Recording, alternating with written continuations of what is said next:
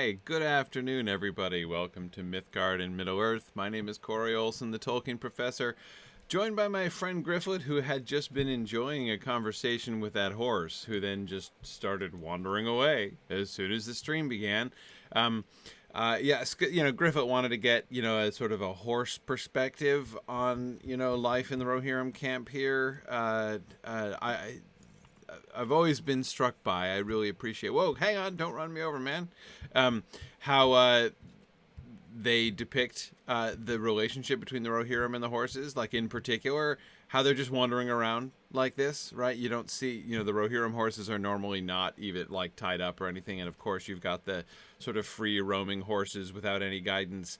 And I think it's very attractive how they depict the horses of Rohan as if they were like allies, rather than domestic beasts of the Rohirrim. I think that's and it's interesting because they draw very little attention to it, right? That is, you almost very rarely in the narrative, like in the dialogue, hear them kind of I don't know, as drawing attention to the fact that they treat the horses any differently. The one exception, of course, being that quest that we did a little while back where, there were like several friends that had gone missing, in the recent battle, and we had to go find them, and of course they turned out to be the horses. That's the only exception, the primary exception I can think of, and it was really a nice touch.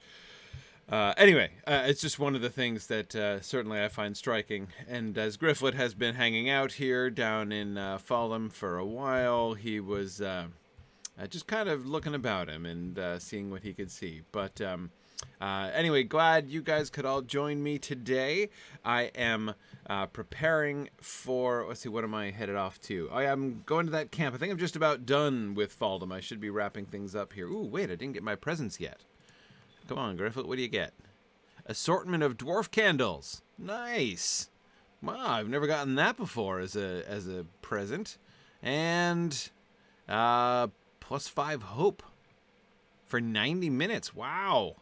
Hey, I don't remember getting either one of those as a present before. Cool. And I gotta do my and do my virtue things. Okay. I don't want to take up space in my crowded inventory. All right. The dwarf candles are new. Hologrow. That's. I mean, they certainly look new to me. In fact, I'll have to remember to set them off. But okay. All right. So I'm going to head off to the orc camp. I assume they're fireworks, right? I mean, they're listed in the fireworks that Gandalf sets up: dwarf candles, elf fountains, goblin barkers, and thunderclaps. Remember? So I assume that that's what they are. Okay.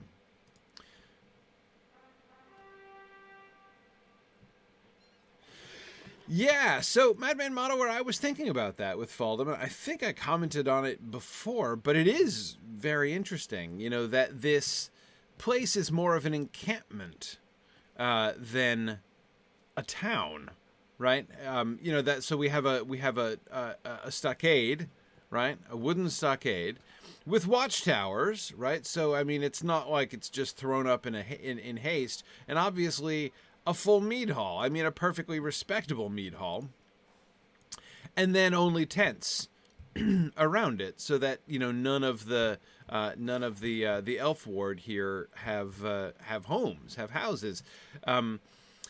My suspicion is that the idea here is that okay, so here's how I'm reading this, basically, right?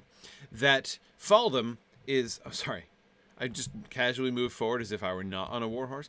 Faldham is primarily this gathering of farmers, right? So we've got the farmers and we have the mead hall here, right? So this is Elfhelm's mead hall.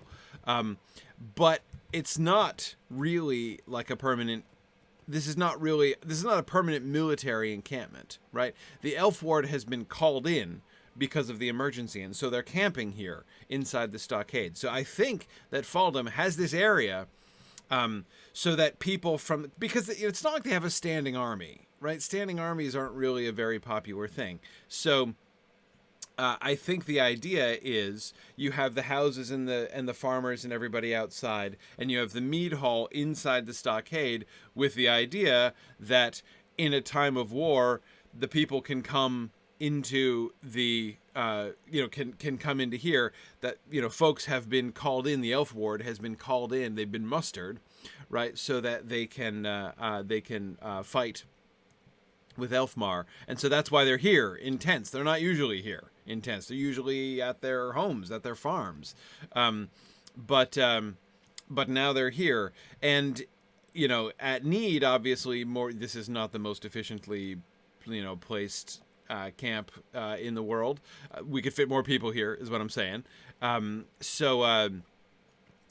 a pinch, the rest of the farmers and everybody could and their families could all pile in here, and we could take refuge in a defensive posture if need be. That is my understanding of what's going on here. Again, this is not.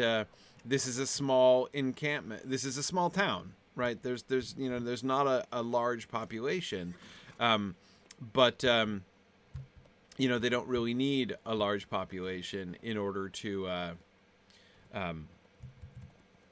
They don't really need a large population in order to have a defense like that. In fact, the defenses are deliberately larger. That would be my suspicion about this. Okay, so I am. Oh dear me. Am I where I think I am? Is that what I think it is? Is that Hookbold? Yeah, that's what I thought. Okay. I saw it from a distance, and I knew immediately that it was a site of ill omen. So I thought it was the orc camp, but, sorry, I guess I'm headed in the wrong direction. Sorry, I have a little grudge against Hookbold. Encountering it as a completionist a while back was unpleasant. It's like a completionist's nightmare. But anyway, I'm trying to get over it. All right. Let's see. Okay, what does the wiki say about Faldham? Let's see. Yeah, Elfmar, right. Yeah, center of town, wooden wall. Yeah, it doesn't say. Okay, it doesn't really explain it explains what's happening right now. Yes, there are soldiers. Yeah, soldiers are commanded by the elite group of guards. These are Elfmar's more trusted troops. Right.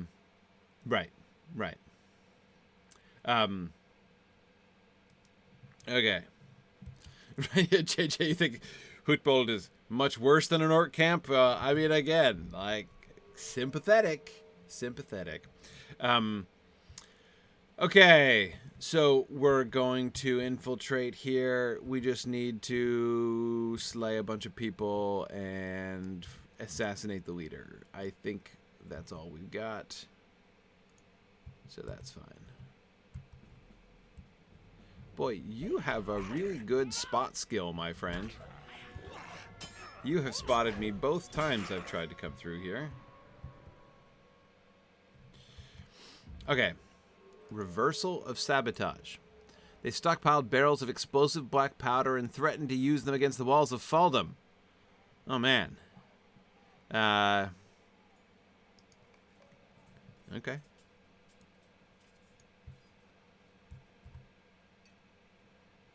Oh, who's this guy? A familiar tactic? Alright, let's take on this dude.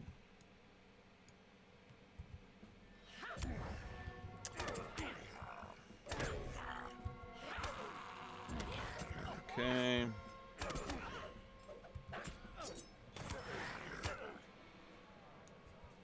Let's see, what do we got here? Orc acids. Oh dear.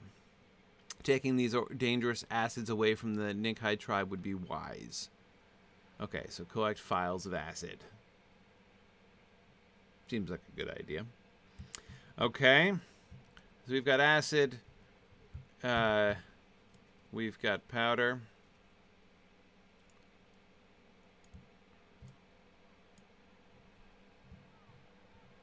Okay.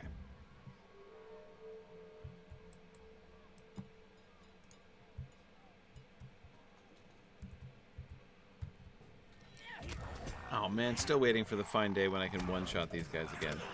So wait, hang on a second. I'm about to turn level 81 during this stream, and I'm forgetting. Were you guys advising I should go all the way to 85? I don't want to get to the point where, because the mobs are blue to me already. I don't want to get to the point where here in Eastern Rohan the mobs are gray to me, and I have trouble with the quests. So will I still be safe if I'm up to 85? Because that's why I was thinking of capping it until I got to the place where the mobs are all over 80. 85 is on level for Norcrofts, and I know it is for Wildemar, but it is for Norcrofts as well. Okay, all right, good. Then I won't worry about it if the mob levels are going up soon. Okay.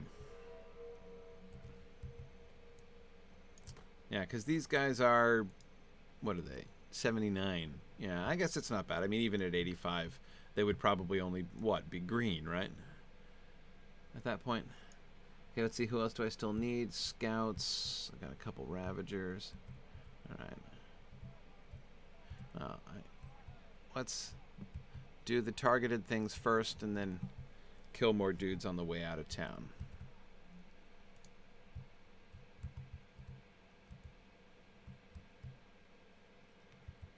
Okay. Boom. Oh, that was close. That was close. Okay, let's loot the backpack, then let's blow up the barrel of powder. Okay, sure.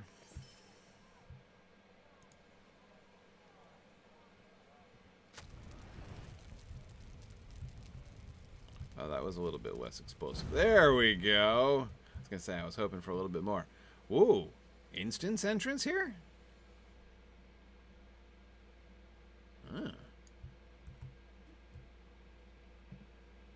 So not expecting that.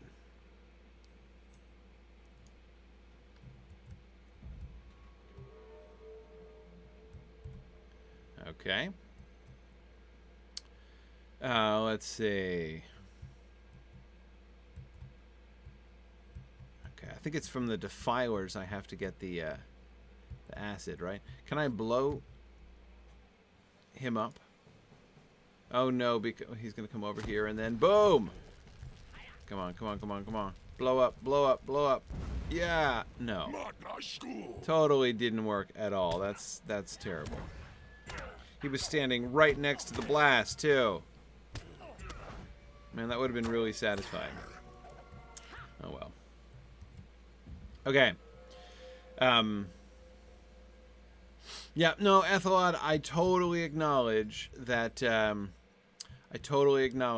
doing Hookbold is going to be worth it. I've been convinced, you know, I've been convinced, and I am totally planning. Gryfflet is committed. Gryfflet's committed. We're gonna do Hookbold. I was gonna skip it. I was totally gonna skip it just because I had been so frustrated with it before. But you know, it's fine. Oh, this guy just like walled himself in. What is this? The penalty box? Is this okay, no, all right.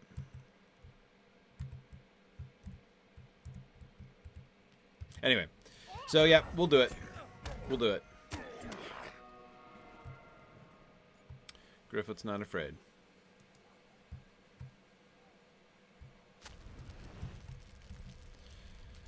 Okay.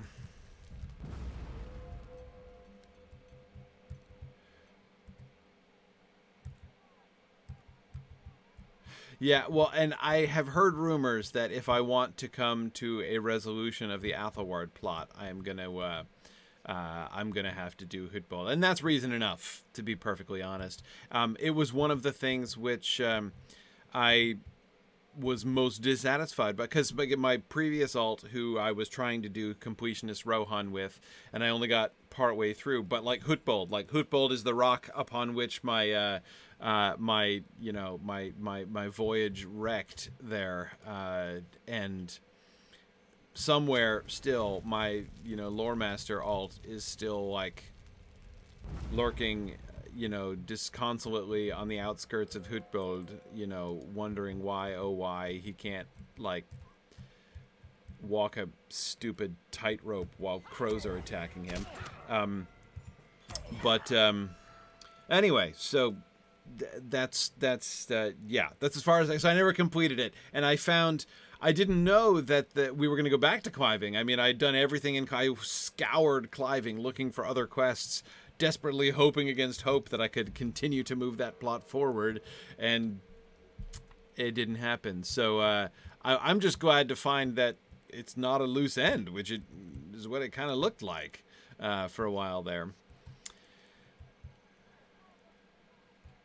Okay, let's see. Canada, do I have my own channel? I do, yes. Druid's Fire just posted it there. The Signum U channel is the channel that I normally use. That is the channel of Signum University. I'm the primary streamer on that channel. I'm not the only streamer on that channel, but I'm the primary streamer on that channel. And on that channel, you can see not only game streams, but a bunch of other things. We are an educational institution, and we use Twitch for lots of purposes in addition to game streaming. Just last night I was doing a presentation of the Silmarillion film project there, and which is our a podcast series that I'm doing, which is imagining and planning through, in some detail, I would add, a theoretical TV adaptation of the Silmarillion. And it's been super fun. Like, I say in some detail because last night, for instance, we were just listening to and discussing the score of season 4. We have a composer who has been composing music for Film, and it's really, really good. He wrote this really cool Quenya choral piece for the Oath of Feanor, which is really, really striking, and we just kind of premiered that on the show last night. Anyway, it's lots of really fun stuff there. I do my Mythgard Academy class also on Wednesday nights, which is basically like an online book club. We read through books together and discuss them chapter by chapter. Not in as much detail, of course, as we discuss the Lord of the Rings and exploring the Lord of the Rings. But Gryfflet, you are off your stealth game today. What is wrong with you? Everybody's seeing you. Anyway, so it's exploring the Lord of the Rings on Tuesday nights. We're going through the Lord of the Rings sentence by sentence. We only do chapter by chapter, or a group of chapters at a time, really, in Mythgard Academy. But that's also a lot of fun. So we do lots of different things in addition to game streaming. And of course, yes, it's true. Every Tuesday afternoon there are the Rambunctions of the Rambunctious Riolu. Who is my son, who is streaming Pokemon Sword and Shield right now. That is his particular lore speciality, Pokemon. So yes, so he is doing that stream, and that's been a lot of fun to see as well. Okay, let's see. One more Scout, one more Ravager, and oh no, wait, and I need one more bottle of acid too. So I guess I still have to find another Defiler. There's one.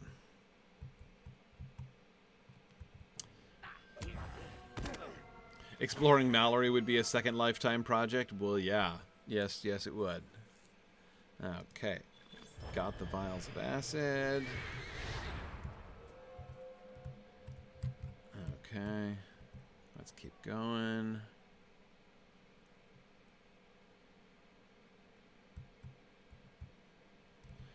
Rowan of Gondor, I also never successfully climbed the stupid tower at Hookbold. That one and the tightrope are the two that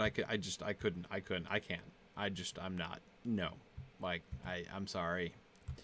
That is beyond my capability.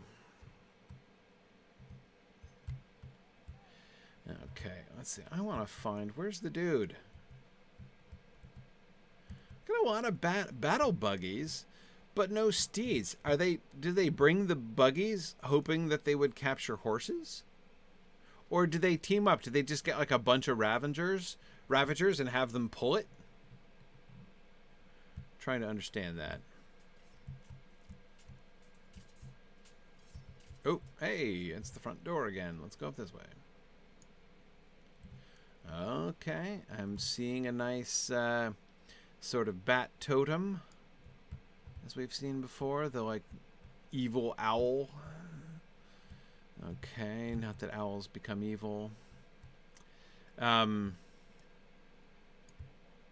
Maybe they use trolls. That would make sense, though we haven't seen any. Okay, Defiler here, more buggies. Okay.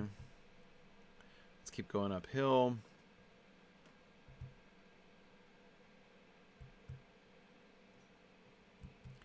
With their backpacks just all over the place. Is the idea that they've done a lot of looting? I suppose it is. Oh man. Guardian's greatsword, huh? Pretty neat. Oh yeah, I guess it's time. Yeah, I'm rocking level 75 legendaries. I suppose it's now that I'm 80, it's time to think about... Oh. Oops. Where are you going? You coward. Oh, I see. Running away to shoot me. Not that that isn't cowardly, but slightly less cowardly than mere flight. Okay.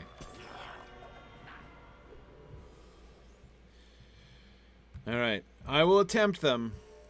I will attempt them. I will do Hookbold in good faith. Because Gryfflet is committed. Ooh, is this the dude? No. The brute. It's just...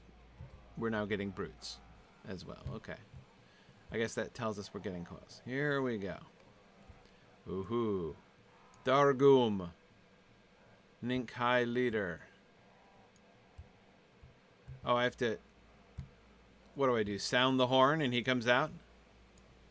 That's not exactly, you know, Gryfflet's idiom. But okay. I shall sound the challenge.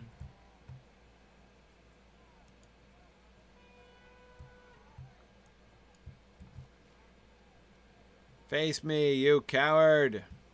We meet again? Where are you? I hear your voice. I don't see you.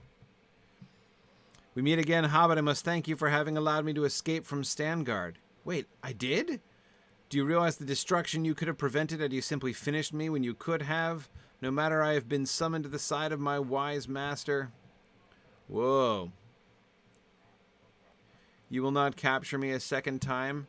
I'm not remembering you. Oh no, this is Grazav. Take care of our little problem. They must not return to their friends in the valley below. Well, that was anticlimactic.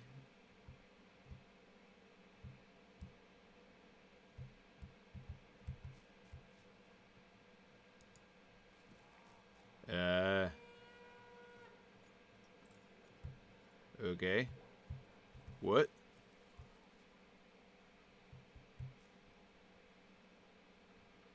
So, I totally don't remember that. I must have done that, right? Where is he?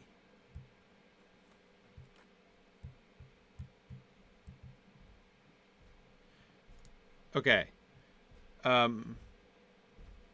You've been waiting for some action. I'm right here. There we go. Right? Okay. Don't run away on me, man.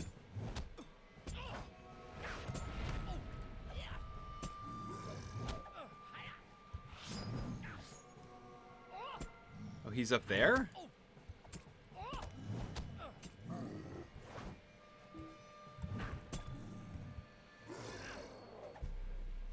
Oh, there he is. She came back into existence. The orc I captured and the emissary threw back out.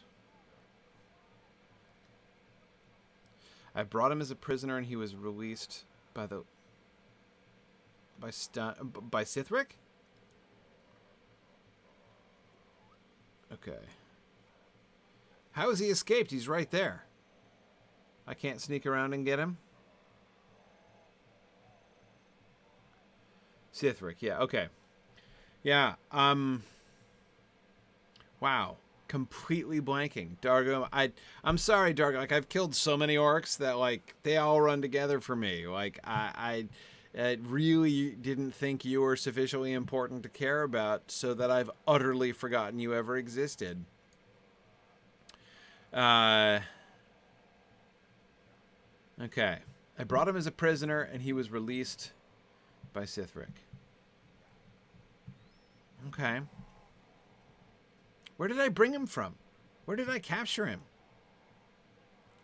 Okay, so what am I supposed to do? Let's see. I'm supposed to inform Langfrith of his escape. Okay. And all I need to do is just get one more Ravager and I'm out. These are brutes, not Ravagers.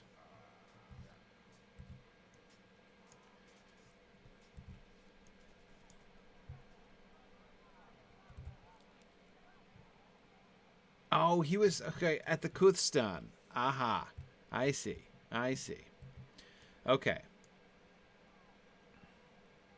Okay. Vague memory returning. Right. The Nink-hi. Yeah, I remember that there were Nink-hi and an encampment down in the valley below the Kuthstan by the river. And I came and I did that duel with the dude. Okay, I remember capturing you. Okay, I remember him now. I remember. Okay, now that I'm able to kind of place it a little bit. Okay, oh man, would you please? I'm just trying to get behind you and stab you in the back. Do you have to make this hard for both of us? Okay.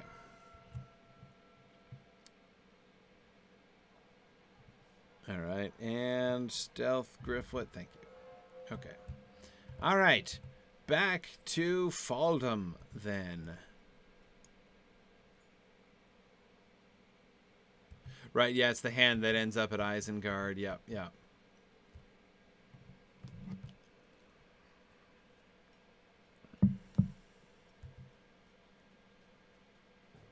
Which, like, so, okay.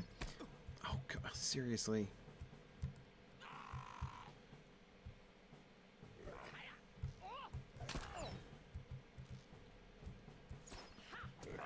What, did I unstealth when I switched? I didn't even notice.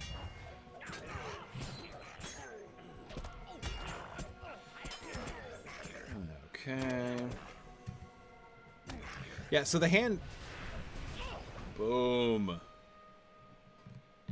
There we go. Level 81. Gryfflet. Strong work.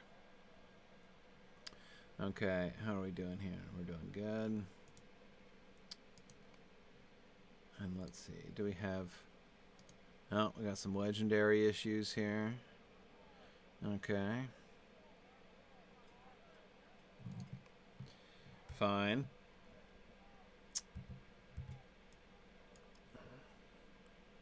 Good job, Gryfflet, level 81. So anyway, the hand ending up at Isengard. That's a really nice touch. I'm not sure that I'm not sure that I totally dig it from a kind of overall world building standpoint. That is to say,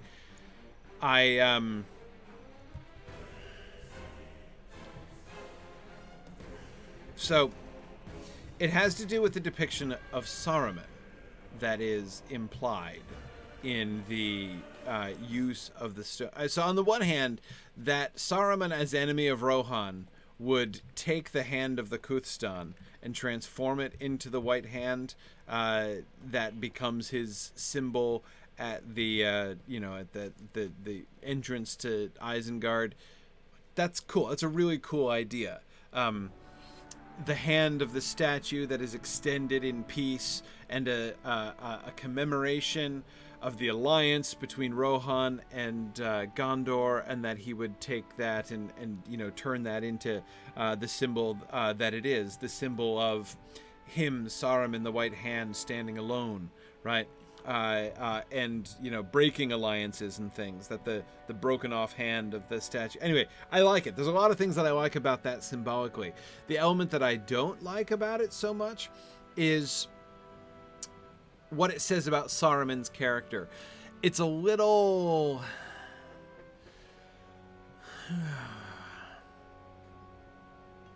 Revenge of the Sith for me.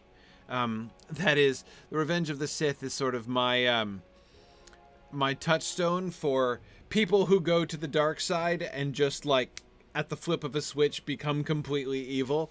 In other words, it's my my sort of meme for the depiction of too sudden and kind of unbelievable a fall. Yes, exactly, Ethelward. It's a little heavy-handed. That's precisely my objection. All I mean is, Saruman is not yet totally over the edge. Like, part of what he's doing, part of what he says,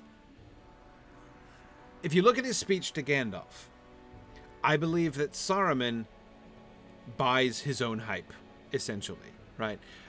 Saruman is trying to sell a set of lies to Gandalf, which in a sense he has convinced himself of. I do not believe that Saruman is thinking like, I am now evil, and I shall embrace evil in all of its works. I now stand against peace, harmony, and anyone who is like on the side of good and righteousness. Like, that's I don't think so. He believes that he is pursuing the same ends by more ruthless but more effective means, right? And also like seeking his own glory therein, right? Those are the sort of the two marks of turning to the dark side. Oh wait, sorry, it's not the dude in here. Sorry, he's out in the hall. Apologies, as you were, guys. Anyway, like I said, that's kind of what turning to the dark side looks like, but it's a little bit too forceful, right? Too wholesale. Like his entire perspective has changed, and now he just enjoys cruelty, and that feels a little bit clumsy to me. He should still be able to rationalize what he's doing, essentially. And a symbolic act, as much as I really like the symbolism on it for the symbolism's sake, it doesn't feel like it fits Saruman. If you see what I mean by that. So Madman Modeler, I don't think so. No, sorry, that's not Madman. Okay, yes, no, it is. Good. Okay, so two responses to that. Madman Motto almost said the same thing, so I was confused for a second when it scrolled up. Madman Motto says, aren't we well past when Saruman was merely at that level of self-absorption and he's now committed to be the Twin Tower of Barad-dûr? And Neurotic Anarchy says, I get what you're getting at, but when he has publicly turned against Rohan, are not symbols and persuasion, or in this case intimidation, kind of his jig? Yes, and Lumpy Clump points out that he's been turning over a time of 400 years or more. Yes, but it takes more than time to cross over the line. So the time itself, I don't especially worry about. That is, I don't think that mere rumination on this has, totally changed his convictions there. And like I say, I do believe that he believes what he says to Gandalf. So I'm not talking about 400 years ago. I'm talking about what he just said to Gandalf a matter of months ago, right at the time, by this time in the story. Again, I still do believe that Saruman is rationalizing what he's doing at this point. Neurotic Anarchy, I can agree. I would say I would totally concede to you that if he's thinking of this again as another means to an end, right? Now that he has, like, basically, if he decides that his most effective course of action now is, to try to undermine the morale of the Rohirrim and everything, so therefore, and this is the best way to do it, that I can see. That's an argument that makes sense to me, that he would do this out of calculation, not just like with a maniacal villain laugh, essentially, is what I'm talking about. But Madman Monowar, I don't think he's committed to be the twin tower of Barad-dûr. He still wants to overcome Sauron. The primary difference between Saruman and Gandalf at this point, both of them, are wanting to oppose Sauron. The only difference is that Saruman wants to essentially to take his place. He sees Sauron as he now basically sees Sauron as an enemy that he would like to depose because Sauron is in his way, right?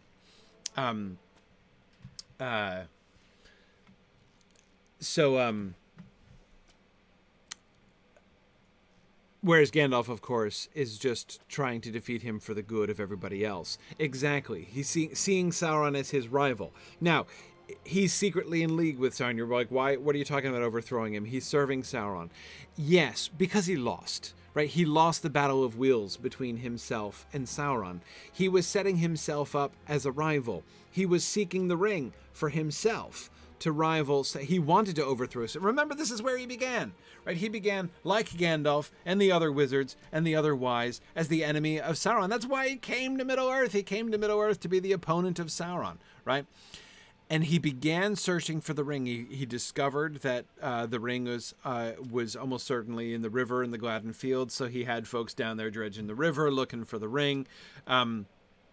And that was what led him to work with the others and let them attack Dol Guldur, right, and get Sauron out, because he wanted Sauron further away from the place where Saruman, believed the ring to be. When Saruman began to seek for the ring for himself, that was a clear sign that he was beginning to seek his own power. It doesn't mean that he was now secretly had changed everything about what he was doing, and was now like kissing up to Sauron, right, and seeking him as an ally. That's not how it went down. He's still opposing Sauron, but now the whole difference, the whole turn that Saruman made is that turn inward to self, right? That decision that he wants himself to become a great and mighty lord. His moving to Isengard hundreds of years before, exactly as you pointed out, Lumpy Clump, is a sign that he's already moving in that direction, right? That he wants to establish himself as a lord. So that was a red flag, but it wasn't. But now it's clear he's begun searching for the ring for himself. Let's see.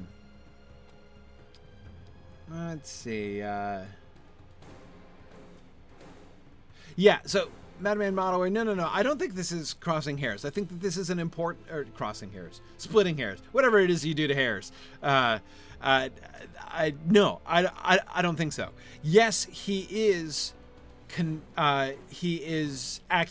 much acting at cross purposes to the good guys. Absolutely, no question. I mean, he is an enemy to the Rohirrim. Yes, certainly he is.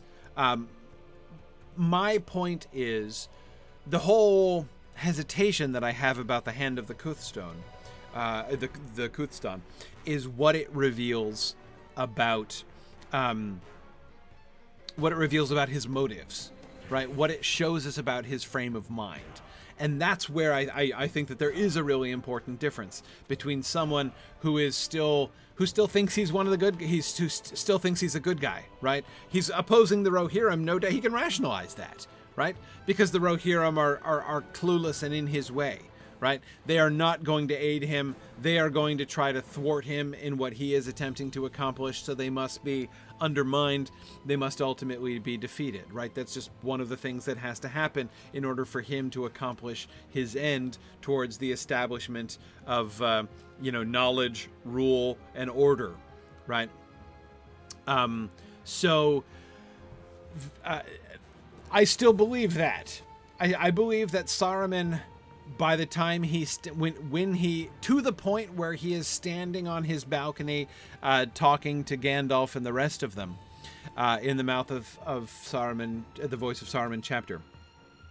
To that point, I believe that is still what Saruman believes he is doing. He is furthering in, the best and most effective, even if ruthless, ways possible, the establishment of, knowledge, rule, and order. I do believe it changes after that. And this, I think, is the importance of what we see in the Scouring of the Shire. Right? In the Scouring of the Shire, he is doing harm for the sake of doing harm. Right? He is he's doing out of vengefulness, right? Out of a petty desire to inflict suffering upon those that he, to not even to get his own back, because he's not getting anything really out of it. His goal is just to cause destruction. His home was destroyed, so he's going to destroy their home, right? And even though the Scouring of the Shire might seem like, like what he does in the Scouring of the Shire, tearing down trees and, it's not like he's out there slaughtering hobbits, right? Wholesale. He's not pursuing a campaign of hobbit genocide when they get there. What he does is more petty than that, right? But he has shrunken entirely, and that moral shrunkenness, he no longer is even fooling himself. It's an important step, right? He no longer believes that he is fighting for rule and order and knowledge. Now he's just trying to do harm because harm was done to him, right? Exactly. It's just spite. Exactly. One can, of course, do those things for both neurotic anarchy, but Saruman's own words, both his words and his actions to Frodo there, when they confront each other in the Scouring of the Shire, show that he was not building his own kingdom.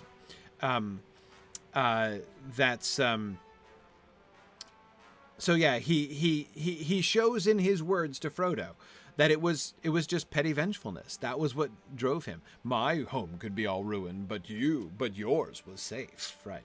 And his comment about how pleased they were with their little selves, right? Anyway, so Saruman, after Gandalf breaks his staff, after he's defeated, and the breaking of his staff by Gandalf is the final step in his defeat, right?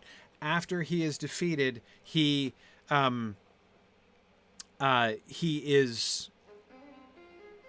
falls further, right? And that the fall from where he is on that balcony to where he is when we meet him again in Bag End, is a big fall, is a really important choice, a really fascinating thing that we saw in the War of the Ring class in the Mythgard Academy.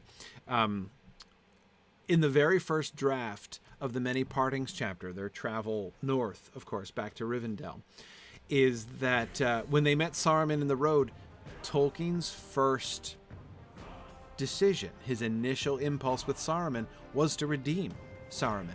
Merry's act of kindness and generosity to him moved Saruman, and Saruman repented. And so Tolkien's first impulse was to have Saruman repent. So that a very important moral choice is made by Saruman at that point was part of the story from the very beginning. But of course, in the later drafts and in the published text, the choice that he makes is not a positive choice, but a negative choice. Tolkien reverses that. Anyway, so yes, Madman Monowar, Saruman has set himself against the Rohirrim. But see, Wormtongue, I think, is I would argue, Madman Modeler, that Wormtongue is an argument against the idea that he is merely out to destroy the Rohirrim. Plan A. Wormtongue is Plan A, right? Plan A is to get the aging king of Rohan under his thumb, right? He wants to control clearly Plan A would be to use the Rohirrim. He would much rather have the forces of the Rohirrim under his control, right? Doing what he wants them to do. That would help, right? If he's got to defeat them, then that's obviously much more inefficient, right? And Wormtongue, the presence of Wormtongue shows that his Plan A was to try to control, at the very least, to neutralize the Rohirrim, right? They're all pulling in. They're all doing nothing. They are leaving, and this means two things, right? First, they are left open to attack, of course, which means if he chooses to, if he has to go to Plan B, they are all ready to be overwhelmed, right? But again, at the least, he seems to be trying to keep them out of the fight, right? Let's remove them as an obstacle by neutralizing them through Wormtongue, through their king, right? But anyway, but the point is not.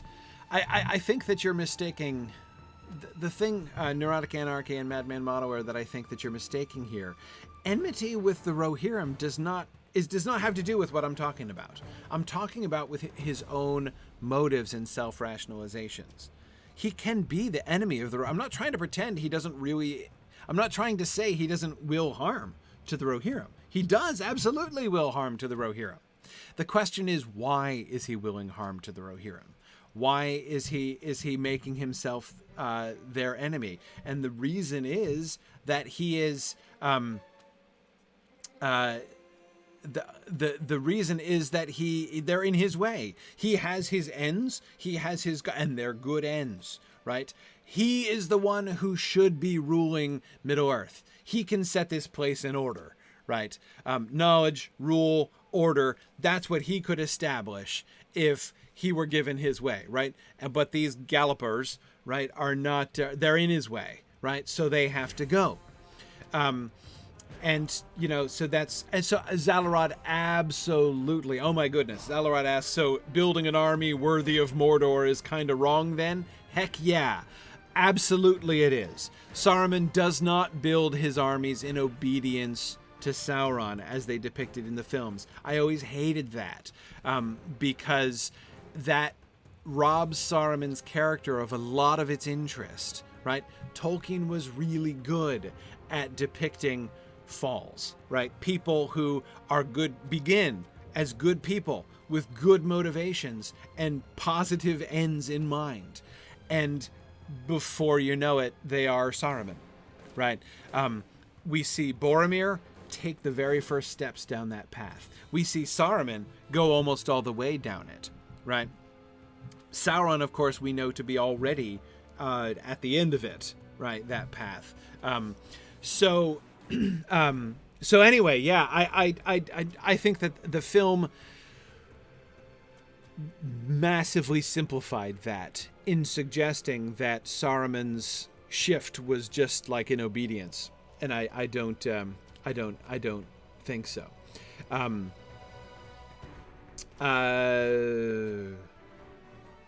Let's see.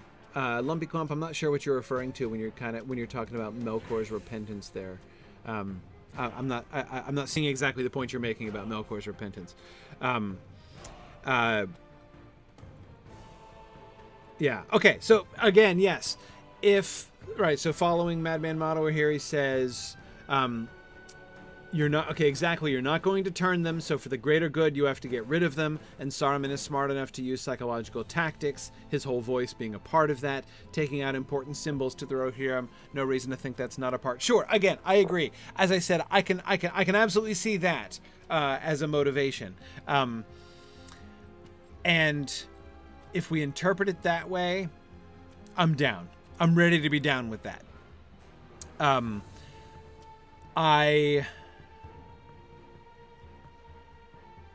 I guess the reason I was not thinking of it in that way is that the taking of it as his personal symbol, like the making it of his symbol at the entrance to his own home base and base of power, seemed to me a little bit more personal than political. Because most of the Rohirrim are not going to be approaching Isengard, right? Had he made a more public display of it, even had he just destroyed the Kuthstan, for instance, or it doesn't feel to me like a PR move against Rohan itself, if you see what I mean, because again, very few people would see it. The fact that he places it where he does at the entrance to Isengard itself already, well, it's not exactly within his inner sanctum, it's just outside it, right? And the heart of his power.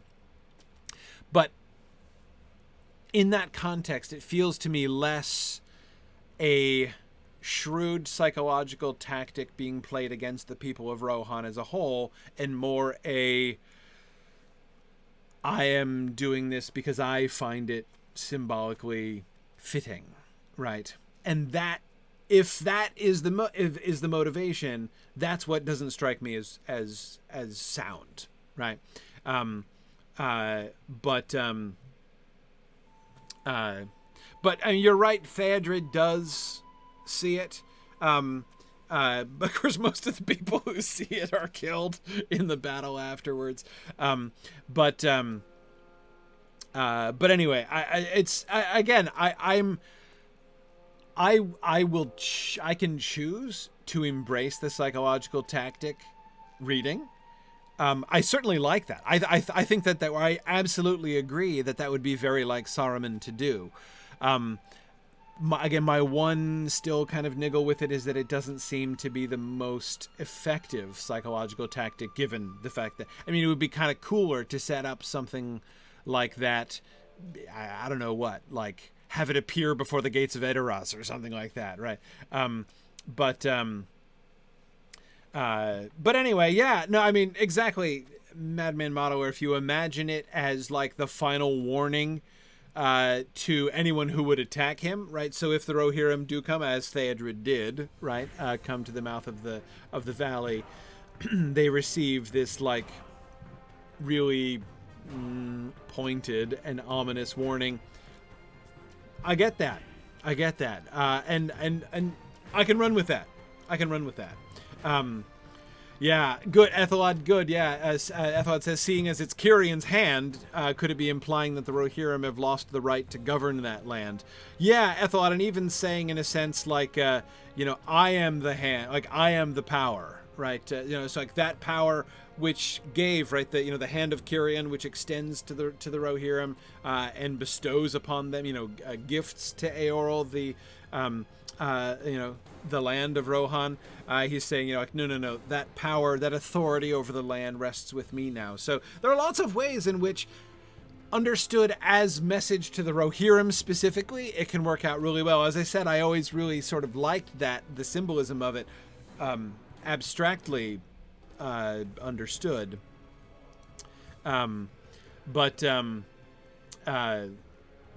But anyway, that's a good discussion, though. Good discussion. Is there anything else that I've been missing? And Lumpy Clump, do get back to me about Melkor's repentance. I'm interested in talking about that there. Oh, and so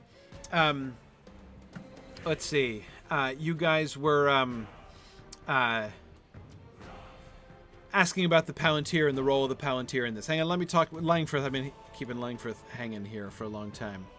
What brings you to these lands? Okay. No problem. Happy to clear out some of the orcs around here and blow things up. What business have you with the Rohirrim? When I heard the sound of the blasts, I feared for your safety. Oh, yeah, no worries. Turns out even if you stand next to them, they don't really do any damage, so... my clever plot of sabotage has surely thrown their plans into ruin. Okay. Excellent. It is regrettable that their leader was able to flee, but if this Dargum has truly fled, the result is much the same. Hope I get to square with him eventually. Okay. Hey, no problem. You're very welcome, Langfrith. I'm going to go talk to Elfmar now and see if we're done here. And then, don't let me forget, I will talk about the Palantir and Saruman.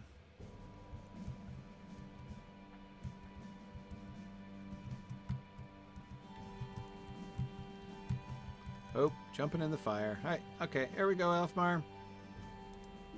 You did very well. Okay, they seem wholly focused on the charge set before them. Early is the hour in which these foes approach our threshold, and we shall be ready to meet them. Okay. I would be honored to be counted among the Elfward. Do I get a title?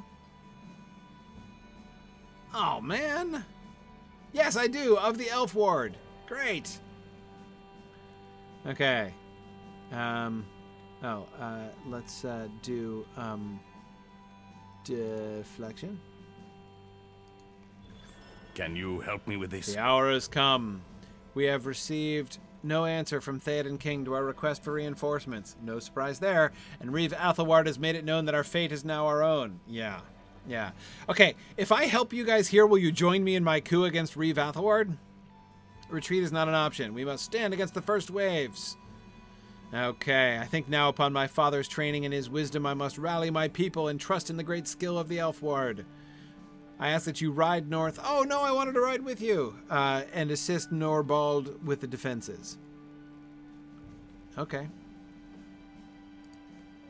Right, hey, no, I'm here to help in any way that I can here. Okay, let's see.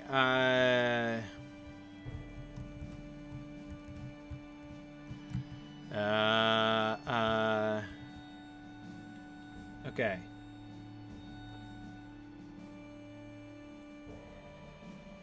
Okay. Let me get back to the Palantir question, Ethelward, before I answer your excellent question. So, yeah, Palantir. What role does the Palantir play for Saruman? So, what I think we see... Where am I going exactly? Just north of the town, huh? What is the role that is that's how Saruman was ensnared? Gandalf says. So the idea here is that there we go. All right, carry on. Let's do this. The idea is that he began using the Palantir just, to further his own power. He's trying to establish a kingdom. He could keep an eye like on Wormtongue and keep an eye on what was happening down in Gondor. He certainly would have wanted to know what Sauron was up to and what Sauron was planning and how he's mustering his armies and everything like that. Then he got greedy. And tried to spy on Sauron himself in Barad-dûr, and then he was snared, right? And through the Palantir, right, through the connection that was established in their Palantiri, Sauron is able to communicate with Saruman and to impose his will upon Saruman. There is a conflict. There would have been a conflict of wills between Saruman and Sauron would have overcome him, right? So that he was compelled to return to his Palantir and report, right?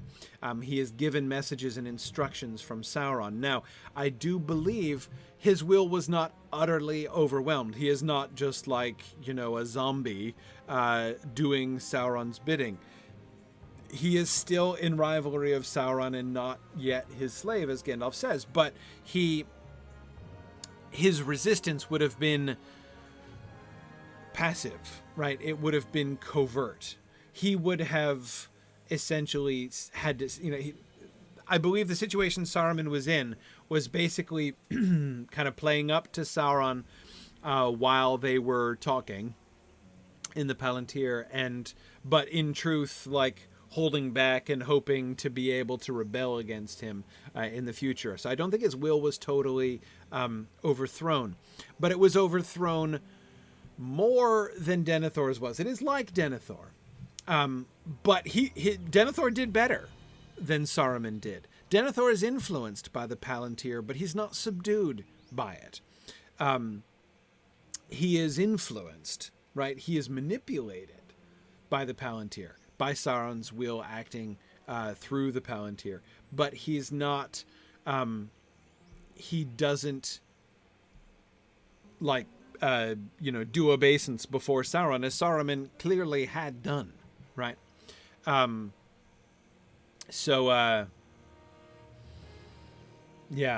Yeah. Oh, Maven, I absolutely agree. A big dose of hubris for Saruman there, thinking he'd be fine checking out Mordor with the stone because of what a great wizard he was. Absolutely. So yeah, I do think the Palantir plays an important role, but the way that Saruman is just made just merely a kind of flunky of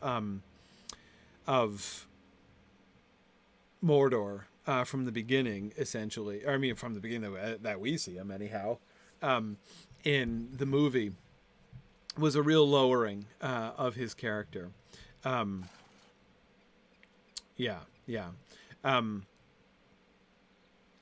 good. Yes. Okay, so...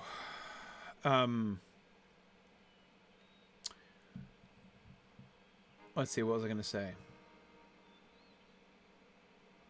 Oh, yeah. Ethelward, you had made the point earlier on about Saruman's refusing to let the Ringwraiths in, right? That was the beginning of the really dangerous game. What brings you to these lands? Okay. Sorry, I need to advance the quests. Let's see. The first waves of the Orc force have begun to arrive. We must hold off the enemy's riders. Okay. Raiders and skirmishers. Got it, Norbald. Let's see what I can do.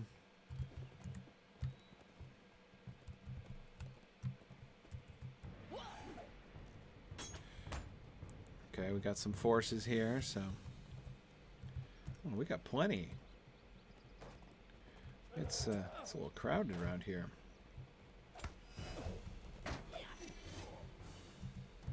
Okay, so I will try to do mounted combat and lore questions at the same time.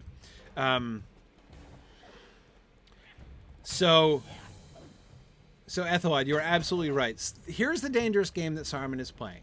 He has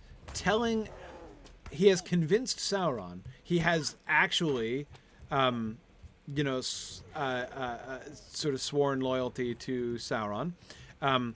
But he is still trying to keep his own, right? He is he's still playing his own game.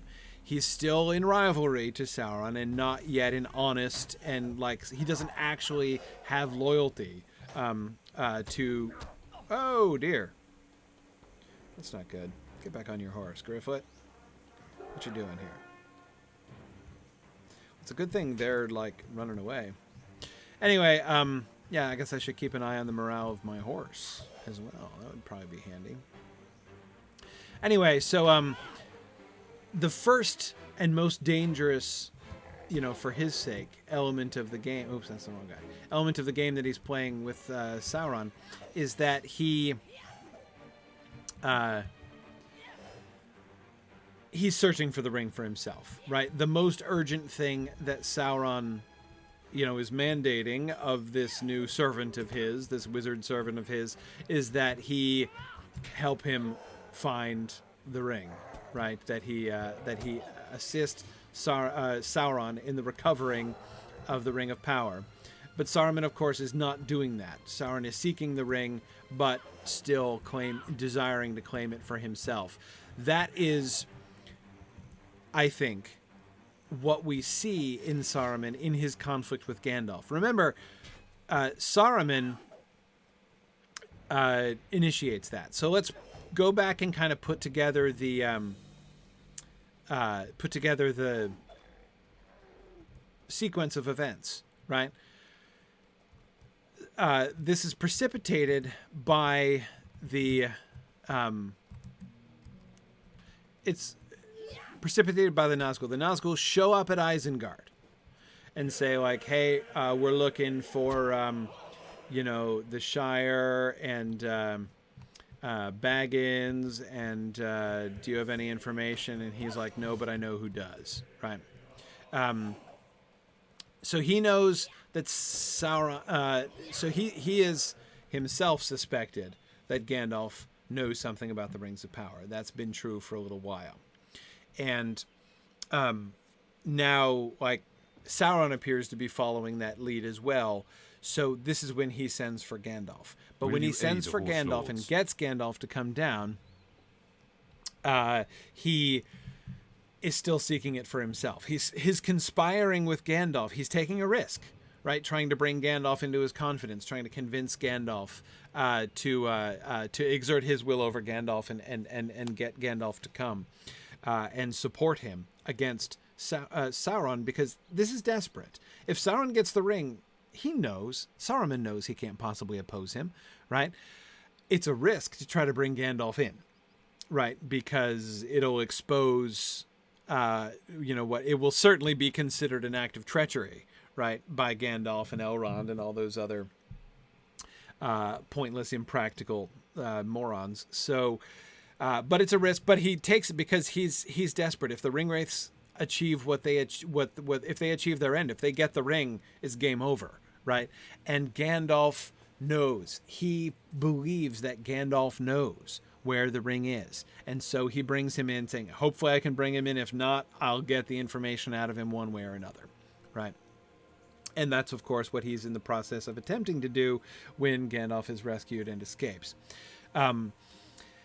So that's the point at which Saruman's situation becomes more desperate, and when he also begins stepping up production on his armies and stuff, because he knows not only when Gandalf escapes, he's in some serious trouble, right? Because he's already that Saruman being trapped in a cleft stick of his own cutting, as Gandalf says, has already begun the moment Gandalf escapes, because Gandalf has escaped. So now the other good guys, right, are going to know what he's up to, are going to know his game, and he knows they're not going to approve. So he's now facing potential attack and reprisals from them. And of course, he's also played a card in his bid against Sauron, right? Sauron might suspect that he was not helping, right? But his only hope to win is to get the ring. And so which means he has to continue acting in open defiance of Sauron, right? Trying to get the ring for himself. So anyway, that's the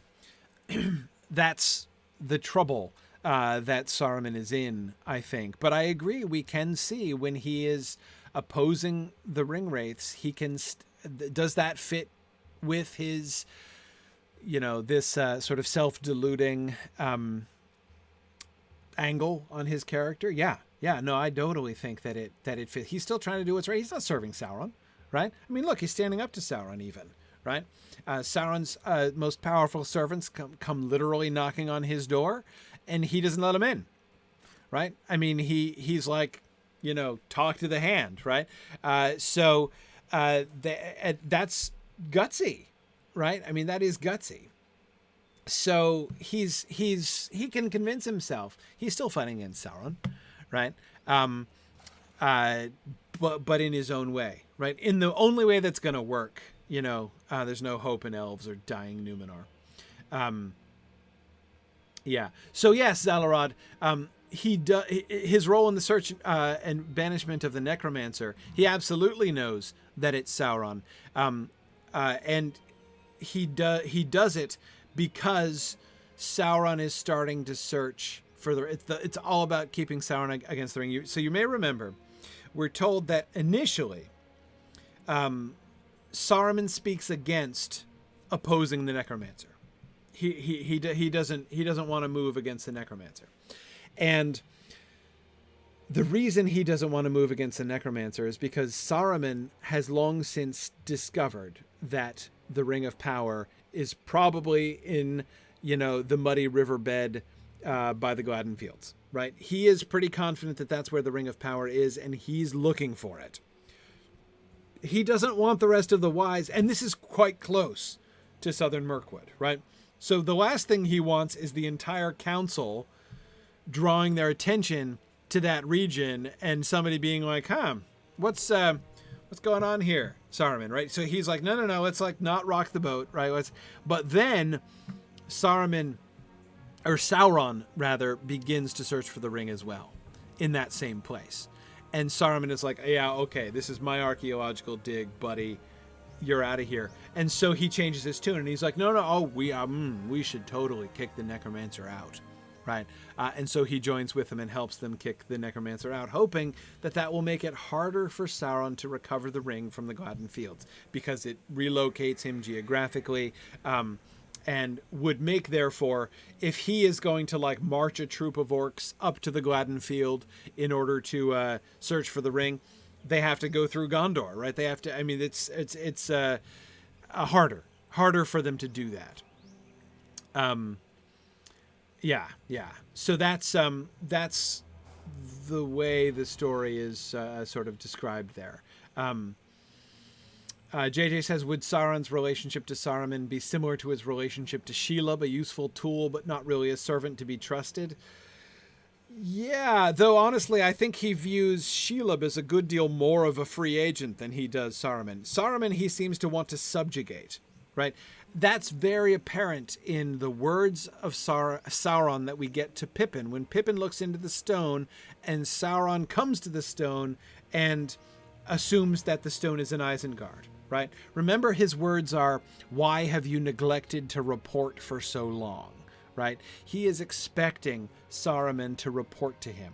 He is intending for Saruman to be his servant, his slave. Shelob, he doesn't seem to try to strong-arm Shelob. He doesn't seem to try to control her. He, makes use of her.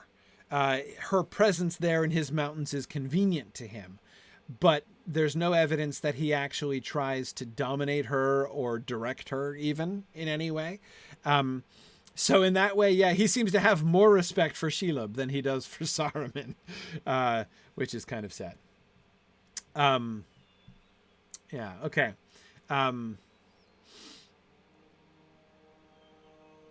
Good. Let's see.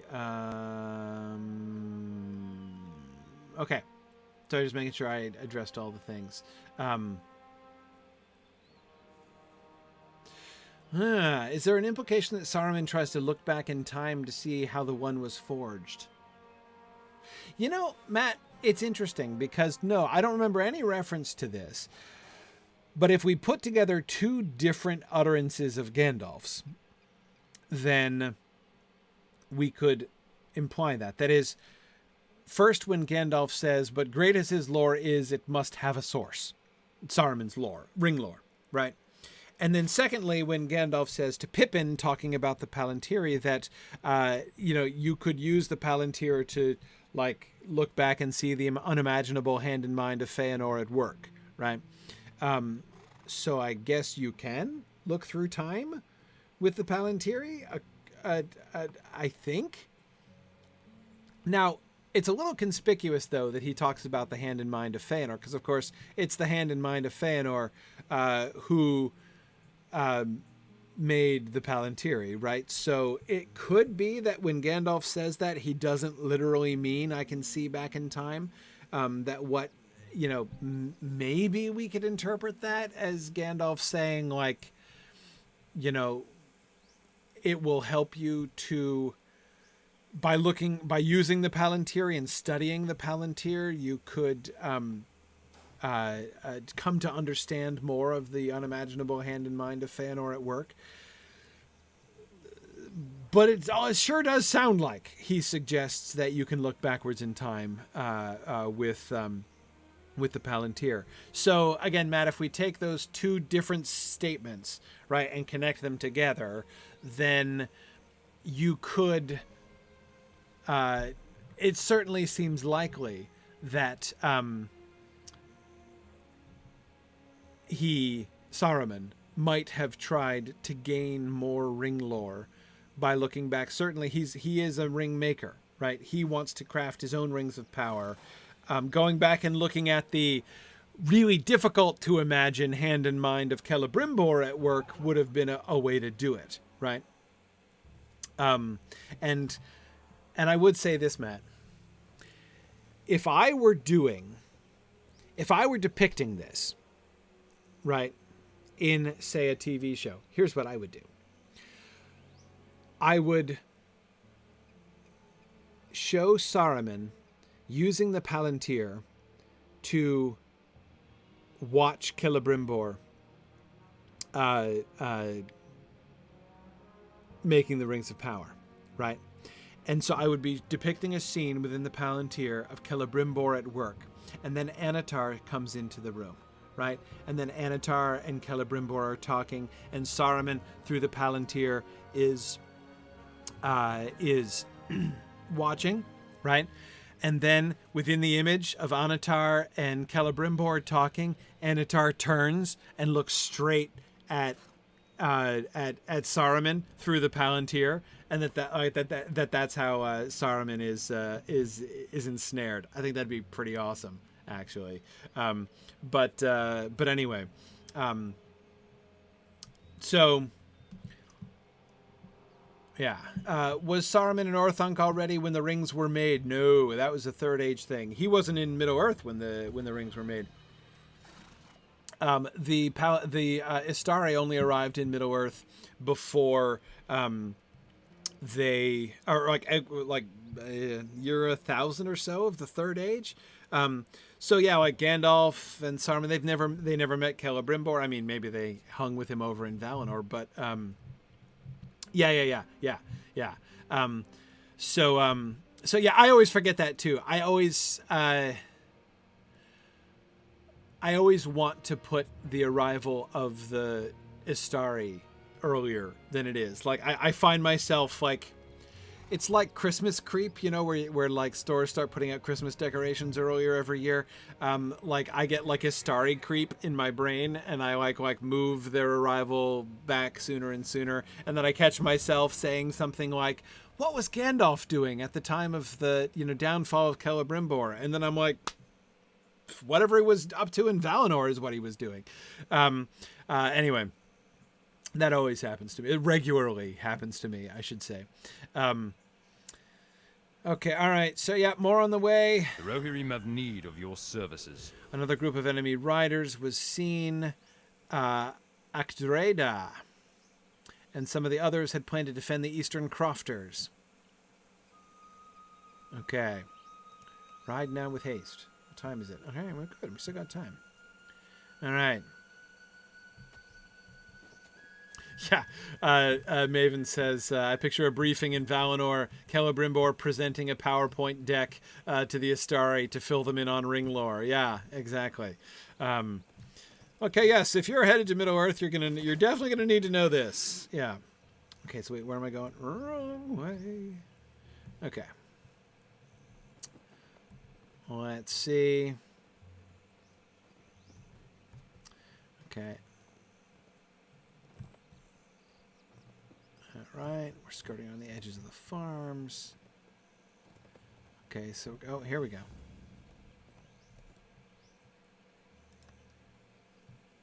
Will you aid the horse lords?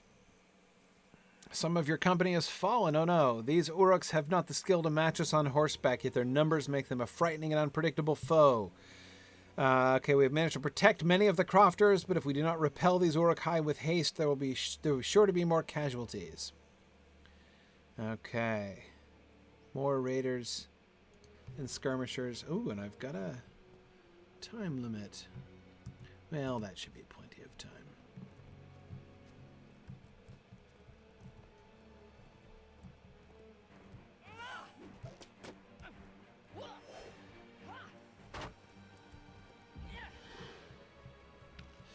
Oh, yes, I'm sorry. I see the... pleas and protestations that about how I need to get Wigand closer to the new content. Totally hear ya on that.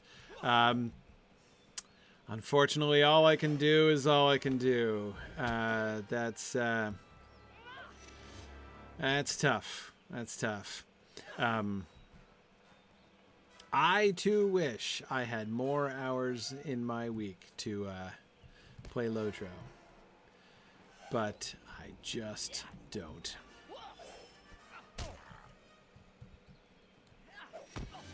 Okay, no, I'm not completing the Vengeance for Elfingel's quest again. Okay, what do we got? Hey, those weren't raiders. Those didn't count. Darn it. Okay, well, there's another skirmisher. Oh, here are the dudes. Okay.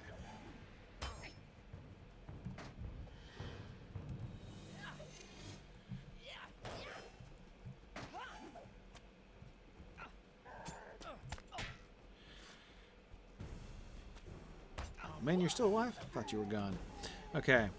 Now I got this raider here. Okay.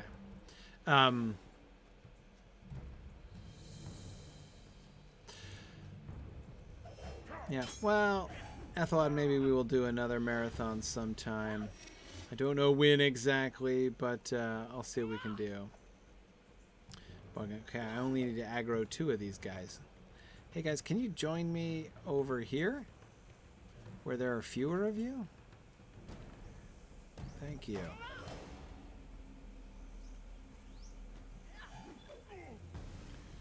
Okay, where's another raider that I can... No, skirmisher, no.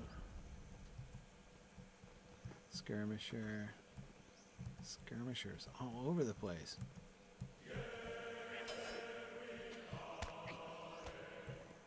Oh, I aggroed the one skirmisher. Is it just him? Okay. Alright. Oh, come on. Don't do this thing, man. You're just embarrassing yourself.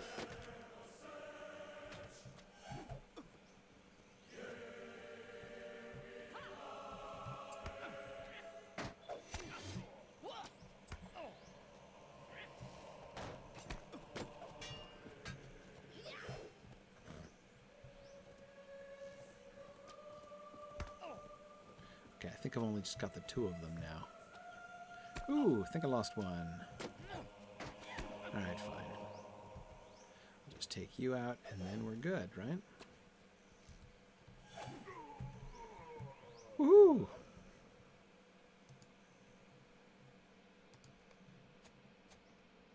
Oh, Sweat Ripper. Yeah, no, I don't need him again.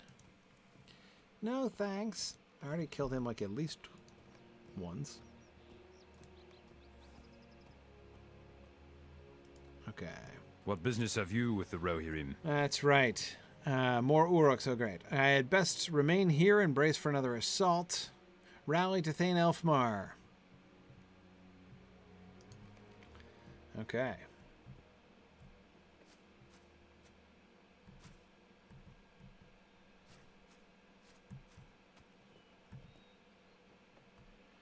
Okay. Yeah, I miss doing the occasional late night Wigan streams that I was able to do before too. Yeah, things have continued to change. That was before I started launching a new major initiative for Signum, basically, which is taking up a very great deal of my time, but is super exciting. So I'm really happy with all the stuff that's going on at Signum. But it is rather cutting into my video game time, I have to say. Uh-oh. Repelled from the gates of Faldham.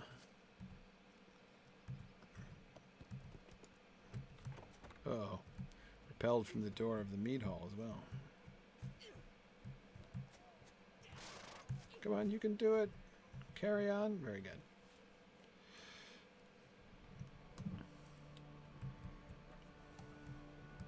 Okay, Elfmar.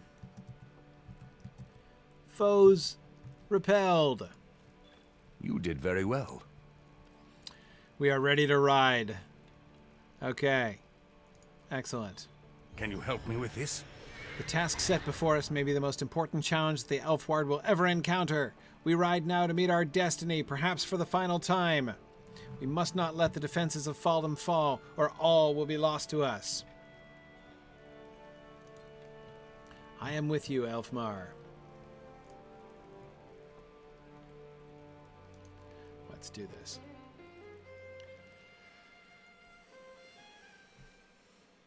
Thane Elfmar has rallied the Elfward for the coming assault against Faldham, hoping to repel the assembled White Hand force. Is this being narrated by Sean Connery?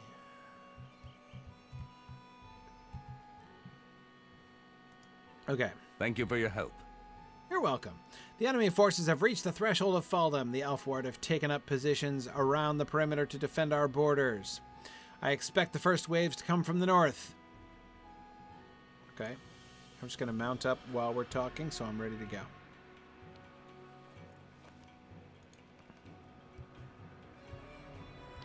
Let's do this, Thane Elfmar. Shouldn't we help those guys? Oh, no, they're just beating on somebody. Excellent. Did you see the farmers just, like, beating on him with, like, pitchforks or whatever it was? Okay. I got this one. More or less. Like, what's his plan? Like, he's not even attacking. Bloody vengeance for Elven Girls. No. On principle, no. Don't even want the XP. Where'd you go, man?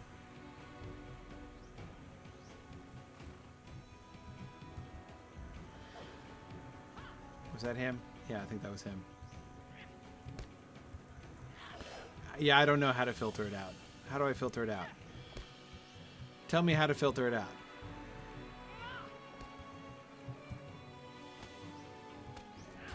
See, like, when they just do this, when they just run away, like, there's, like, no way they can even hurt anybody. Like, what's their angle? Okay, Elfmar. Where are we going? Okay, yeah, tell me what button to click next time it pops up.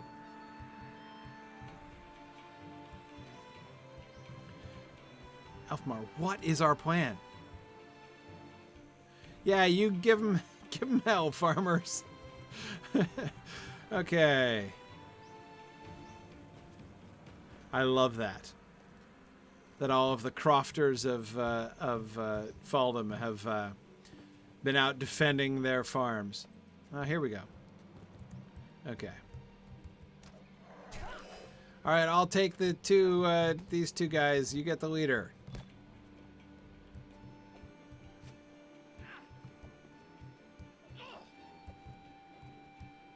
I'll get the thugs. I mean, like, it's just running away.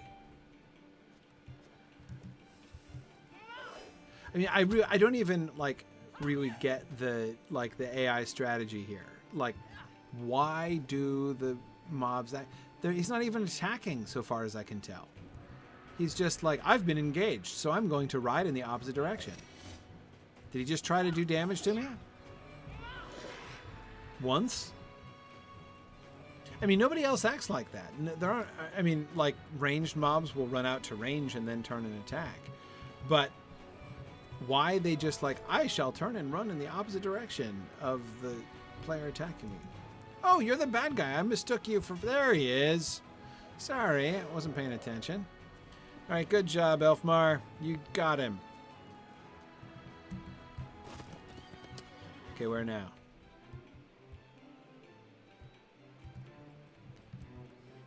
I kind of assumed that the Elfward would be a little larger.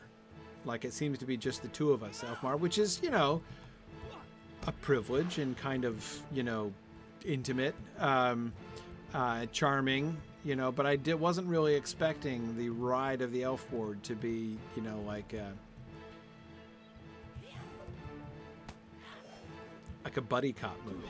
But, you know, it's okay. All right, okay, here we go. Bottom right. Down here. Where? Filter this quest. Yes, got it. Okay.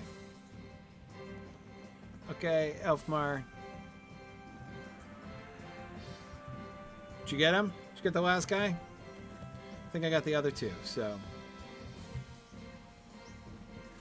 Where are we going? Your horse is slow, man. I gotta... Oh, no, we're randomly changing directions.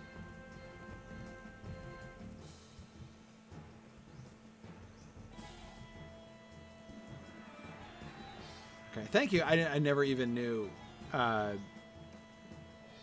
whoop. Never even knew that you could filter a quest. That's pretty cool. Okay, let us speak for a moment. All right. Thank you for your help. The initial surge has been dealt with. Nothwolf, was protecting the perimeter of the farms a short distance to the south. Okay, can I just say, like, spreading out so that each one of you is individually protecting a part of the town seems... I mean, I guess if they're out here, like, operating as captains, it makes some sense. Okay, southwest, except this is southeast.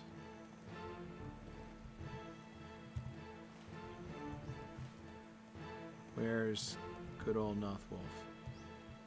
Over here?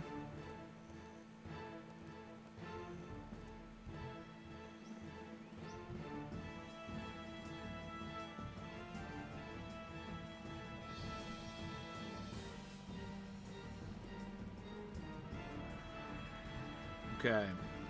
Where is he? Hello? Nothwolf.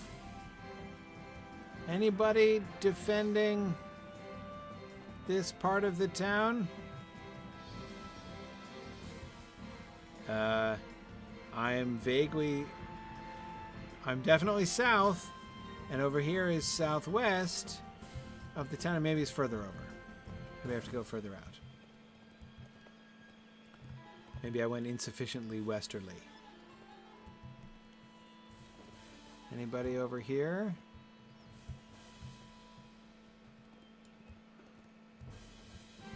This is kind of just west now. Oh, no, I've hit the boundary.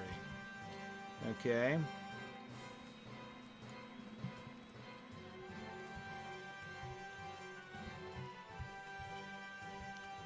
Stick to the road? Okay. This road? Maybe he's further south? Nope. There's the boundary. Nothwolf, where are you hiding?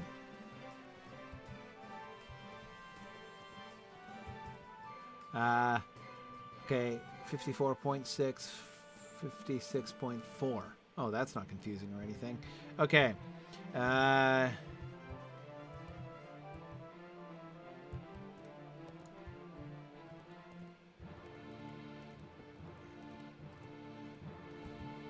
Okay. Oh, I see him. I see him. He's not south of the town. He's in the middle of the town. I was deceived. Hey, Nothwolf, what is your plan there? You're going to defend this paddock at all costs? I hope you will find aid in time. Sure, I'll ride out at your side. That'll be great. Prepare to defend the southern border. It's that way. Time is short, and so Yeah. is hope. Let's do it. I didn't know I had to talk to you twice to make it happen. Okay.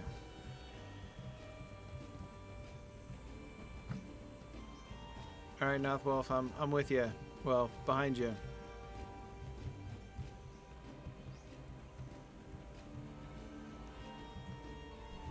Oh, here we go. Okay. So Athelward. Yes, I did see that Eminem's new album had dropped, and needless to say, I am pretty excited. For those of you who don't know, I have rap music is one of my newfound passions, because it's like one of the greatest accomplishments in poetry in the last 150, maybe 250 years. However, and Eminem is the greatest rap lyricist of all time, and one of the most amazing masters of the English language in the history of English poetry. He is also a reprehensible individual, and I have no brief for him. I do not support what he supports or stand behind what he stands behind, but his lyrics are absolutely incredible, and I find them completely breathtaking, including his new album. His later stuff is just unbelievable. I know a lot of people, a lot of purists are like, oh, Eminem's late material is nothing near as raw as his earlier stuff. I agree. Sure, the earlier stuff was raw, but the latter stuff is experimental and brilliant. Oh, just scintillating. Exactly, Phil. That's my not-so-secret vice. That's it. So yes, right after Film last night, I discovered I got a notification that the album had dropped, and I listened to it like 3 times last night. It is amazing. Oh yeah, Deathman, I am always interested in rap recommendations. I'm very late to this game. Like, I started listening to rap music literally in July, like 6 months ago. And I've been doing a completionist listen through of all the major albums in rap history. I've listened to about 200 so far. I've listened to everything from from the early days, from Grandmaster Flash back in and the Furious Four back in the 70s, up through the Slim Shady, actually through Eminem's first album. I'm right in the early days of 1999 in my historical listen through the major albums of rap. But my list that I have prepared is fairly eclectic. It's based upon my own familiarity with things. So, J.J. Hamilton is a wonderful rap example. It's not. The servants of the enemy are everywhere. It's also very show tunesy, right? I mean, there's a lot of rap there, but the rap is liberally mixed with, it is show tunes, right? It's fine. I love Hamilton. I think Hamilton is excellent. I have massive respect for Hamilton. JJ, one of the really rewarding things about listening to the rap that I've been listening to is it helps me appreciate a lot about Hamilton more. Like, being able to listen to Hamilton now and be like, oh, right, I get it. Thomas Jefferson is modeled after Biggie. Okay, sure, great. Yeah, no, I get that now. Of course, I didn't get that before. But anyway, yeah. Yep. Yes, it is true. I did cosplay as Eminem at Mythmoot last year. That is a true story. Okay. I gave a talk on Eminem at Mythmoot last year. Looking primarily at Lose Yourself, though I did do a couple verses of Venom as well. There's nothing like the complexity of the lyrics of Eminem. And not just Eminem, but like rap lyrics in general. They have an entire dimension that like poetry to like pre-rap English poetry didn't have. It's not just like a good version of modern poetry. It has literally taken English poetry to a new level that English poetry has never been at before. And it is just by far, if you like poetry and you like, you know, rhyme and meter and all the sort of the structure and the intricacies of poetry as I do, and those of you who listen to my Tolkien stuff know that that's one of my things that I really, really love, then, oh man, like, rap is just on an entirely new level. It's incredible. Better than Keats? Well, yeah, in some ways, sure. They're doing things that traditional poetry had never done. Now, that doesn't mean that they are greater works of literature all told, right? But what they do with language, the way that language is manipulated within rap music compared to how it's manipulated within even the work of great poets. Again, there's just, it's like, you know, the difference between, you know, juggling 3 balls and juggling 4 balls, basically. I mean, they're doing something else, doing all the things that traditional poets did, but they're doing another thing in addition, and it's amazing. It's amazing. Yeah. Cool. Anyway, yeah, Phil, you totally should. Oh my goodness. Yes, my Eminem talk is in the Moodcast archives, and absolutely, yes. That's yeah. It's amazing. Anyway, so I will change the topic because I know, you know, like, I'm here to talk about Tolkien, and not everybody shares my passion for rap music, but it's one of my recent one of my recent discoveries and passions. Again, not that I discovered it, but that it was, you know, but it was discovered for me. Okay, anyway, here we are. You're gonna watch the flank. So where am I going? To the west, huh? Yeah. Well, we'll see about that, Northwolf. We'll just see about that. And yes, Phil, you are absolutely right. Registration will be opening very soon for Mythmoot. The early bird registration is coming up any time now. I'm not sure exactly when, but be on the lookout for Mythmoot registration. That's going to be good. Okay, here I am, west of town and everything, looking for someone to assist. But let's see. Maybe he too is distracted and is hanging out inside the vaguely westerly regions of the town.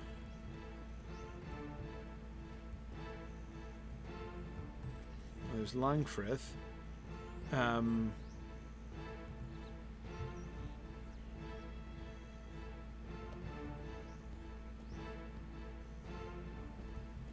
Let's see.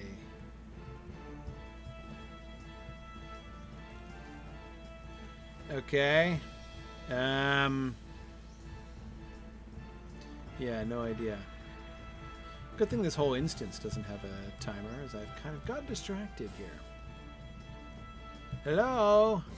I'm looking for an Osin? Osin? You're not hanging out in here, are you?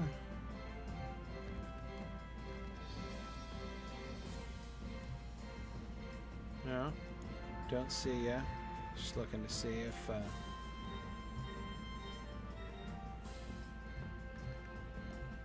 okay. Oh, he just comes to me? So he was over by Nothwolf? Wait, no, is that him? There he is. Okay. Hey, man. Let's do this. Our mission is dire. Well, I don't know if I... Whoa. Hey, that was rude.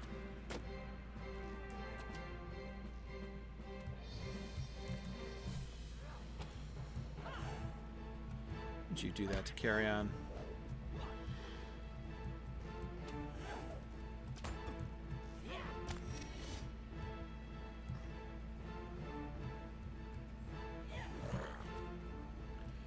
Okay, where are we going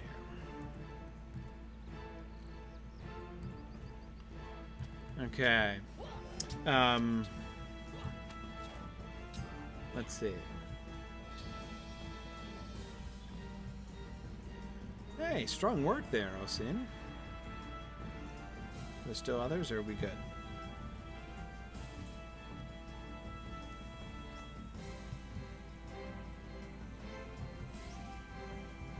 Where you going, man? We're just... Oh, there we are.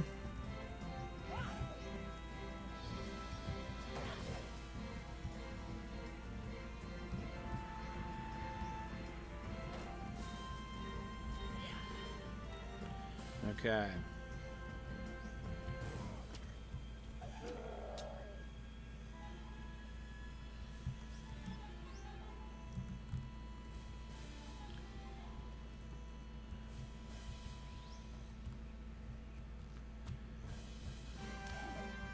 I just don't get though what's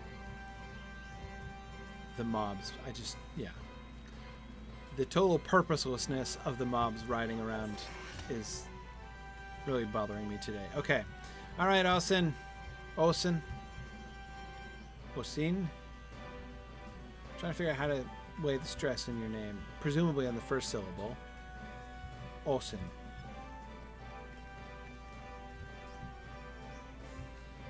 Okay. There they are. Got some enemies over here. No, this way, man. There you go. You found him. Ooh, boy, we really teamed up on that dude.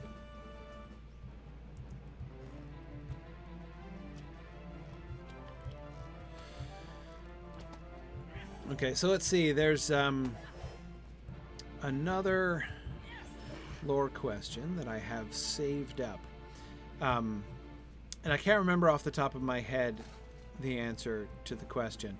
The question is, at what age do elves come of age? And I don't remember. This is one of those things that Tolkien worked out. Tolkien kind of developed many different concepts of elf culture in much more detail later in his life. And it's really interesting. Well, okay, I'll segue to that later on after, but as to like why I find it really interesting that Tolkien hadn't done that earlier in his life. But we'll come to that in a minute. So he kind of worked through a lot of these practical things. And if I remember correctly, the answer is 50. 50. Okay, yeah, that's what Phil is recalling too. I believe you can find this stuff in the Peoples of Middle-earth. The reason I can't remember clearly is I haven't read the Peoples of Middle-earth in a while. And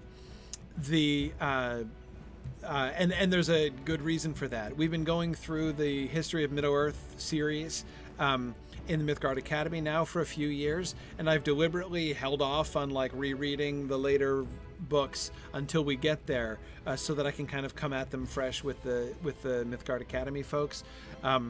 So I've been kind of avoiding the Peoples of Middle-earth for a while now, and I need to get there again. But I think they're not considered adults until about 50. That's my memory, but I'd have to look it up, and that's where to look it up if you're interested. But here's why I find this an interesting fact. Langfrith, hang on. Let me guess. You want me to help you? Wah! Help! Whoa. What business Okay. have you with the Rohirrim? Whoa. Okay. I noticed a few of the invaders shouting about their war chieftains commanding from just Urbar and Botglim. Okay. North of the meat hall. Fine. Okay, so here's why I find it interesting.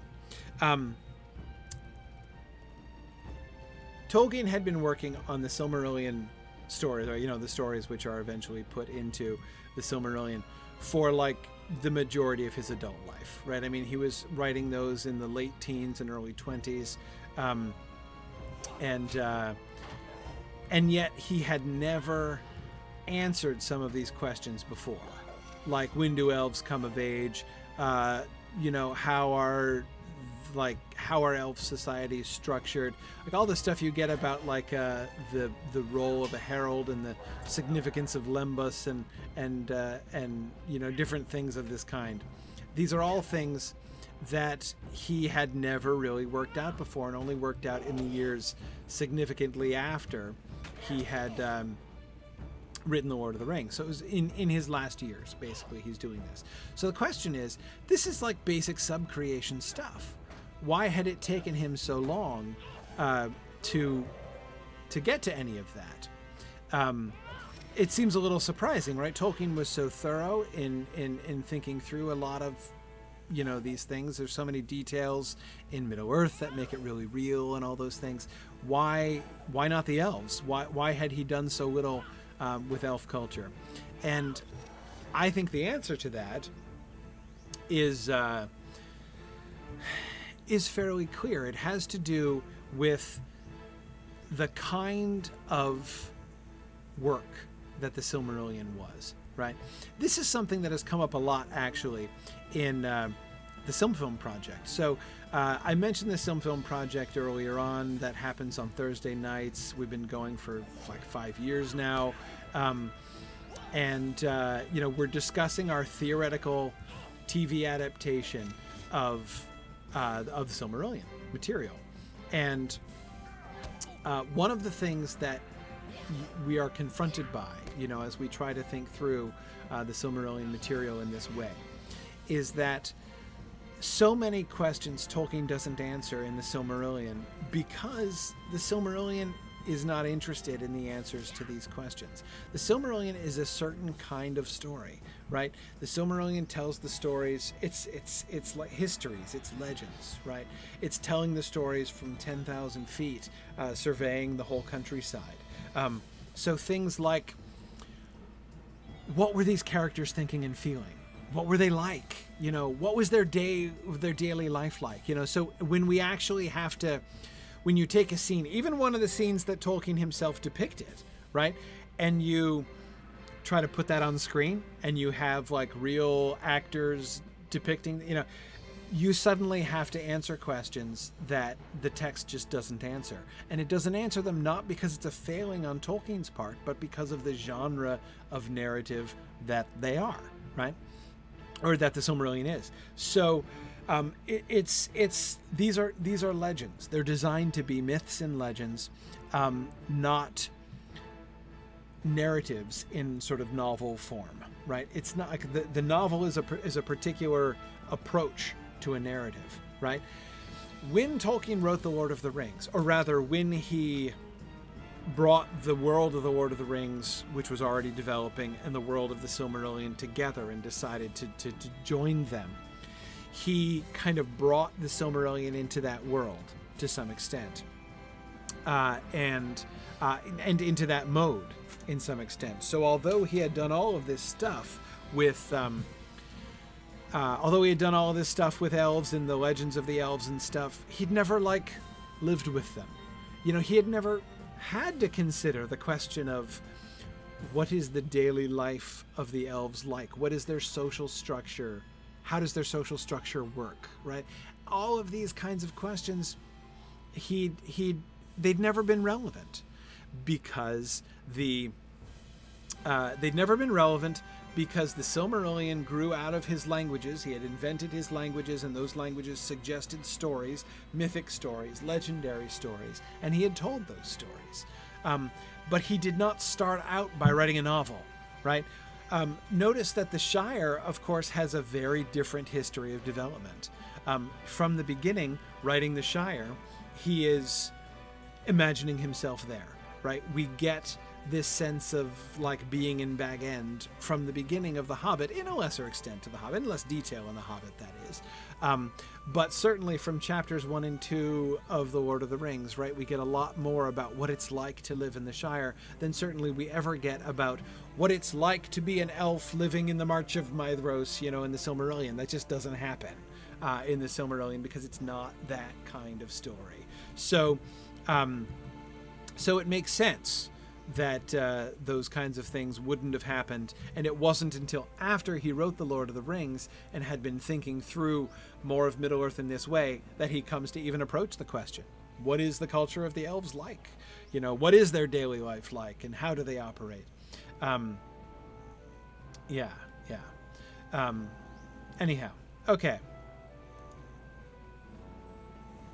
Thank you for your help.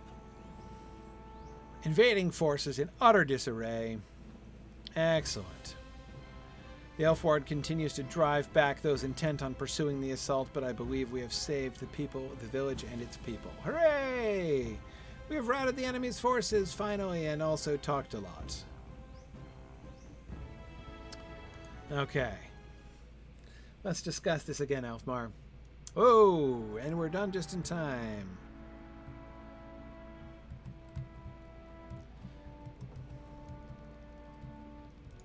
You did very Victory! The people of Faldham will continue to live and prosper, free from the tyranny of the White Hand Orcs and their cruel master. We owe our success today to your brave deeds. Know always that you are welcome among my people and that we are honored to count you among our allies. Well, I am honored. What is your cloak? Out of curiosity. Whoa. That's just not the right button. Hey, darn it. Stupid Windows. Okay, so no, what I meant was that button. I want to see the cloak. Let's see. No, that's Athelward's sigil, man. I'm not wearing that. Not wearing that. I mean, except maybe I will. No, I'm not. I'm not even. The Faldham ceremonial mace. No. Ooh. I'll consider it. Okay. I need your help, if you can aid me. Okay. Troubles in the Entwash Vale. Riding of Reeve Athelward and the House of Leotharn. Goblins and orcs have descended. Journey to Eowyrth. Okay, it's time to move on. Excellent. Okay. Well, in that case, let us move on. We are finally done with the Norcrofts. Thank you, everybody, for joining me today. I should be back next week, as usual, as we move on from the Norcrofts and continue Gryfflet's adventures here across the plains of Rohan. Thank you, everybody, for joining me today. And I will see you guys next week. Bye now. Thanks for joining in on my rambles around Standing Stone's brilliant digital adaptation of Tolkien's world. If you enjoy these adventures, please consider supporting this and other entertaining educational programming by donating at signumuniversity.org/fund.